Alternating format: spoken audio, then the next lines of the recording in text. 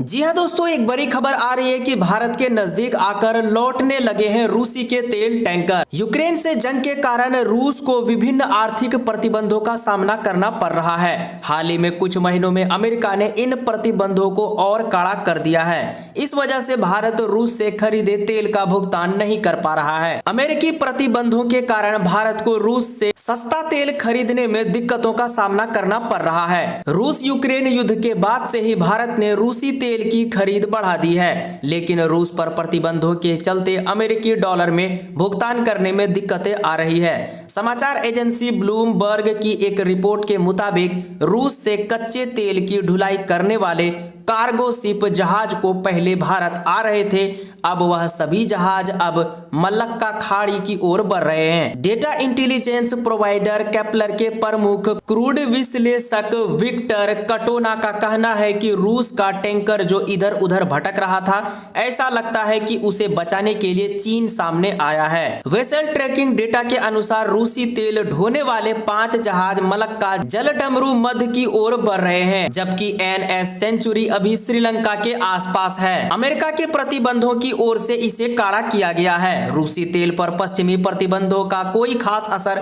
नहीं हो रहा था, जिसे देखते हुए अमेरिका ने हाल ही में प्रतिबंधों को और काड़ा कर दिया है। इस वजह से भारत रूस से खरीदे तेल का भुगतान नहीं कर पा रहा है, जिससे पिछले महीने रूस से आने वाले तेल टैंकरों की संख्या में कमी आई है। रूस यूक्रेन में युद्ध की शुरुआत के बाद से ही भारत रूस से रियायत कीमतों पर भारी मात्रा में तेल खरीद रहा है, लेकिन भुगतान संबंधी समस्याओं के कारण पिछले महीने रूस से तेल खरीद में भारी गिरावट दर्ज की गई है।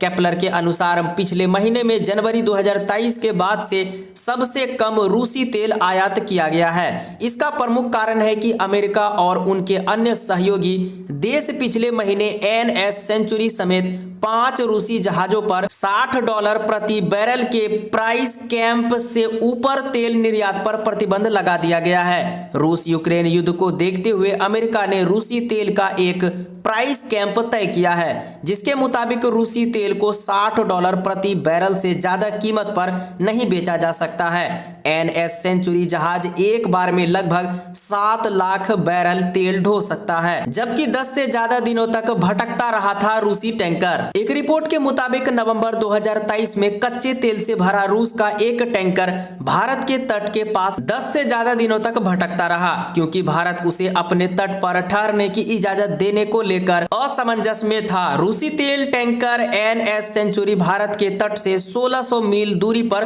भटक रहा था। रिपोर्ट के मुताबिक यह टैंकर दक्षिणी कोरिया के जरिए आ रहा था, जिसे गुजरात के वडीनार बंदरगाह पहुंचना था। साथ ही चीनी करेंसी में भुगतान करने पर भारत ने इनकार कर दिया। भारत शुरुआत से ही रूस यूक्रेन युद्ध में तटस्थ रहा है, लेकिन रूस से भारी मात्रा में तेल खरीद रहा है। रूस ने भारत को रियायती दरों पर तेल ऑफर किया था, जिसका भारत रिफाइनरों ने भारी लाभ उठाया। इधर भारत पर अमेरिका के साथ अच्छे संबंध बनाए रखने का भी दबाव है। माना जा रहा है कि इसी वजह से भारत ने रूसी टैंकर को अपने बंदरगाह पर उतरने की इजाजत नहीं दी। वहीं रूस अपने तेल के लिए भारत से चीनी मुद्रा युआन में भुगतान की मांग करता रहा, लेकिन चीन के साथ रिश्ते को देखते हुए भारत युआन में पेमेंट करने में असहज रहा। समाचार एजेंसी रॉयटर्स ने बताया था कि अक्टूबर 2023 तक भारत में आने वाले कम से कम 7 तेल शिपमेंट ऐसे थे जिनका भुगतान नहीं किया गया था। बाकी दोस्तों, इसको लेकर के जैसे कोई अपडेट आती है मैं आपको इसी चैनल के माध्यम से अपडेट कर दूंगा।